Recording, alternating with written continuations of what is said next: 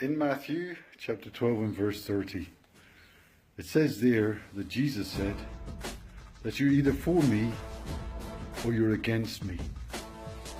Those who are for me or those who are against me. And he tells us in another place in Revelation chapter 3 that he wishes we were cold or hot, but because we're lukewarm, he'll spew us out of our mouths. And then in another place in Matthew, he says, why do you call me Lord, Lord, but you don't do what I say? Now, this isn't supposed to be a condemning message to you today. Just a word of advice, a word of counsel, a word that I've always followed myself. And I pray that it'll help you as well. We cannot try and work out why things don't seem to work out the way we want them to. Maybe our prayer seems to be delayed. The answer to our prayer seems to be delayed. Maybe things don't seem to be going the way they should do. Well, we have to understand this. We must be sold out to Jesus with our hearts.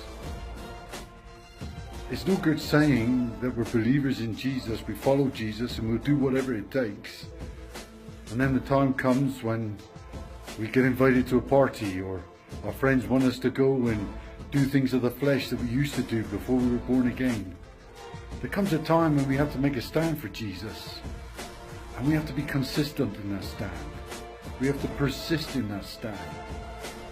We have to be sold out for Jesus. We have to be for him and not against him.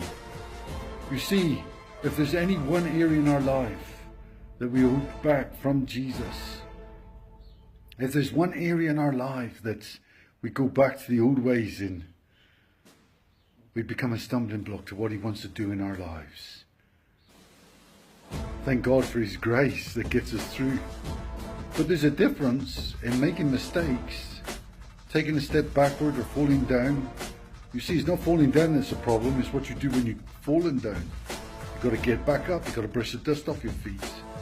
But that's when you make mistakes, that's when things occur. And God's grace is sufficient for us in those times. But there's times when we deliberately do things and we know that it's not of God. We know it's contrary to what Jesus is trying to do in our lives. So today, I just want to say to you, give Jesus your whole heart. Be obedient. The Holy Spirit is speaking to you all the time. You know in your heart when you're doing the wrong thing and when you're doing the right thing. Reach out to God.